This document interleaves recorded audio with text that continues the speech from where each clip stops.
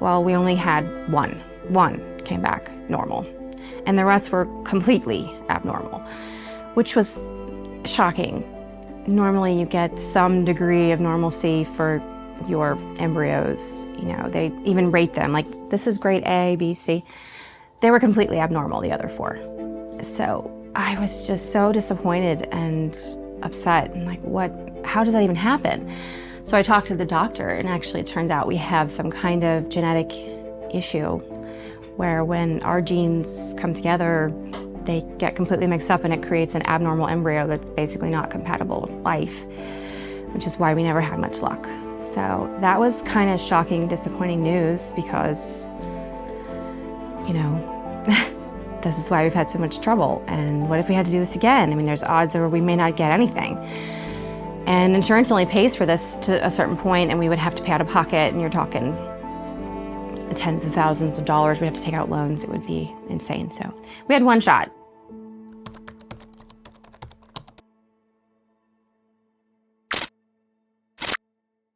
I'm Lauren Krankowski, and this is my story.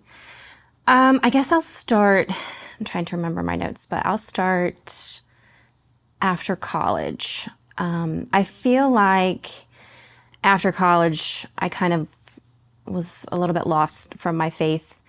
I don't know, I wasn't focusing on the right things. My husband, but boyfriend at the time, we did split up. So we went our separate ways at the time. And I was definitely not making great choices. I wasn't as close to God as I wanted to be. He was definitely in the background of my life at that point. That whole 4 years of time is a whole different story. But basically, God did bring my husband and I back together, thankfully, close to 4 years later. And we did get married. And at the time, I felt like things were getting back on track in my personal life. I was making better decisions, and I had a good career. We were happy. So we thought we would try to have a family, like maybe a year after we got married. And neither of us God really wasn't at the center of our marriage, for sure, at that point. We weren't really going to church. We weren't really looking to God at the time. So anyway, we decided to try to have a family. We were fairly young, late 20s, healthy. We thought, this will be easy. All of our friends were doing the same thing. So, we started trying. Didn't happen. Definitely wasn't as easy as people made it out to look like. So we were getting a little bit discouraged, and we were tested for some, basic fertility stuff. I kind of got a little impatient, like 7 months in. I was like, let's just go to the doctor and see. And nothing really major came up, and they, started us on some medication to try to help the process along. Did this for like 6 months, and it was, disappointing because we were like, oh, maybe we just need a little medication, and nothing happened. So this was probably a little over a year since we were officially trying, I guess. And we stopped the medication, and a month after we stopped, we found out we were pregnant. We were so excited. It was just such an exciting time. We were like, finally, we can, we're going to have a baby. So anyway, we went to the doctor for that first appointment, just thinking, oh, everything will be fine. But the doctor came in the room, and she was like, hey, listen, this is what she called a non-viable pregnancy. So that was hard, just to hear that. And she said, this is going to result in a miscarriage, which it did. So that was really disappointing and tough after, trying for over a year. And anyway, we got past that. And I think I was in a pretty dark place at that time, just because pretty much all of our friends were going through the same thing as far as having babies. They all had at least one child, and we hadn't even started. And, it was hard. We were like, we don't know what's wrong. We don't know why. At the time, I did not have insurance that covered fertility treatment. So we couldn't even really go that route yet, because it was, if you know anything about fertility medicine, it's really expensive if you don't have insurance that covers it. So that really wasn't even in the cards. But we knew that, after this happened, I guess I had a little bit of hope, because we were like, well, it did happen, so maybe it'll happen again. So we thought, we'll just, relax, see how it goes. And at the time, we weren't really going to church that much. I mean, every once in a while we would, and I would pray and things like that. But, God just still wasn't at the center of our lives yet. So luckily, my job ended up being bought by a different company, and we now had insurance that would cover fertility. So that was big. So I got put on that insurance, and we started fertility treatments. So that was, it was good. Okay. So we're moving along, and we go through about 5 months of treatments. There's a couple of levels of fertility. I mean, IVF and vitro fertilization is kind of at the end. That's kind of the big gun. And you start out doing some more minor things usually. So we started out with the minor procedures. We did 5 months of that. I mean, this I guess was coming up on 2 years of trying and no baby. So we were ready. We were like, we're going to do whatever we have to do. So we got through 5 months of that. Coming up on the 5th month, they don't let you do these minor procedures for very long. They eventually are like, listen, you're going to have to do in vitro fertilization. We had one more try. They said, you can do one more try, but then the next step is IVF. So we said, let's try it one more time. And this was right around March of 2020. So of course, if you remember that time, that was right at the beginning of COVID. Everything was shutting down. There was, the world was just in chaos. And we were right in the middle of a treatment. So luckily they did let us finish that treatment, but we didn't know when or if the fertility clinic would open again. We didn't know when we were going to get to continue any of this. So it was all pretty scary. And at the time, there was so much going on with my job, my husband's job, and the world just like shutting down. So I feel like even the fertility got put on the back burner because we were just, everybody was like, what is happening? So anyway, we did this last treatment just thinking like the other 5 months of doing this, it was just going to probably be a failure. Eventually, hopefully we'd be able to do IVF in the future at some point when it opens back up. But that month definitely felt a little bit different. And I took a test at the end of that month, and it was positive, and we were pregnant.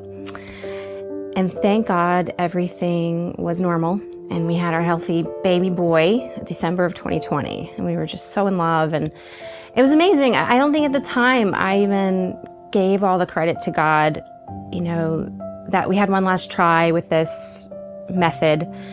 COVID was happening. We didn't know what was going to happen, and then here we go. Now we're pregnant at this time. It was just kind of miraculous timing if you think about it. But I definitely wasn't giving God that credit at the time. We were just so in love with our little boy. We said, let's just throw our hands up and see what happens. We're not going to prevent anything. We're not going to go right into fertility treatments because our child was so young. We're not going to do that yet. So basically, my son was like 11 months old, I think, at the time. We found out we were pregnant again, naturally, and shocking, but that happened. But I was, cautiously optimistic with our history. I didn't know what was going to happen. We did go to the doctor with our history. We had some blood work done. And fortunately, it showed that things were not really progressing. So it ended up being a second miscarriage, which was sad and hard. But again, gave us some hope. Okay, let's keep trying. And, our son was only 11 months old, so we weren't really, he was young. We weren't really ready for another baby yet anyway. So we said, okay, let's give it some time. It's not the right time yet. And then after my son turned 1, I think at the time, COVID was still very prevalent, and people still, I think, were not really going back to church yet, but this was around the time that things started opening back up and everyone was getting a little more comfortable. So we started coming to Kingsway. I think at that point, when your child was 1, you could drop them off in the nursery. Before that, I think there was a rule that at that time you couldn't. So that's when we really started coming back to church, my husband and I. And we both were, just trying to find our way back to God. I mean, of course, we love Kingsway for the nursery and the convenience, but I feel like the messages here just always really spoke to us. And we both really started looking more to God to take care of us and to work in our lives, especially when you have children, you want to do all the right things by them. And we're like, we need to put God at the center of our marriage. We haven't really been for as long as we've been married. So we started to work toward that. And anyway, so we were going to church more, coming closer to God. And it came up, my son was about to turn 2. We decided, things happened, so let's go ahead and start fertility treatments again. So we started that again. Again, we did like some of those more minor procedures that we did to get my son. We did 3 of them. We did get pregnant once, but ended in a super early miscarriage. So that was number 3 for us, which was really hard. So, but we kind of knew this time we were going to have to, pull out the big guns. We were going to have to do IVF. So that process, if you've ever been through it, is long, it's hard, it's pain, it's time, it's money. It's kind of brutal. It can be. But we were like, we're going to do what we have to do, to have another baby. And I felt that God wanted to give us another child. I had no doubt in my mind that was in his plan. It was in the future. It was something that we were supposed to do. So we pushed forward. And I think this was summer 2023. We started with all of the IVF stuff. So we started the process. It's a long process. So we got to the point where we were able to, harvest the eggs, do all that. So I think we got 14 eggs. I know this is probably foreign to some people that have never been through this, but we got 14 eggs, which is a decent number. It went down to 10 a few days later, and then it went to 5, which became embryos. We sent those 5 out to be tested to see if they were normal, because we've had issues in the past. So, most people, if you get 5 embryos, at least a couple are probably going to be normal, 2 or 3, hopefully. Well, we only had 1. 1 came back normal, and the rest were completely abnormal, which was shocking. Normally you get some degree of normalcy for your embryos. They even rate them like, this is grade A, B, C. They were completely abnormal, the other 4. So I was just so disappointed and upset. And like, how does that even happen?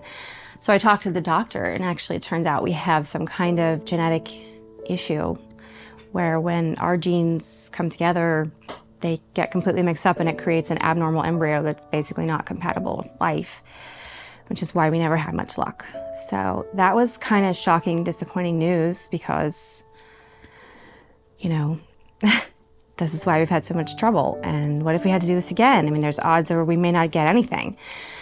And insurance only pays for this to a certain point, and we would have to pay out of pocket, and you're talking tens of thousands of dollars. We'd have to take out loans. It would be insane. So we had 1 shot, 1 embryo, 1 healthy embryo, which was a hard concept to wrap my mind around. But we went to church a lot. I prayed more than I think I've ever prayed in my life about this.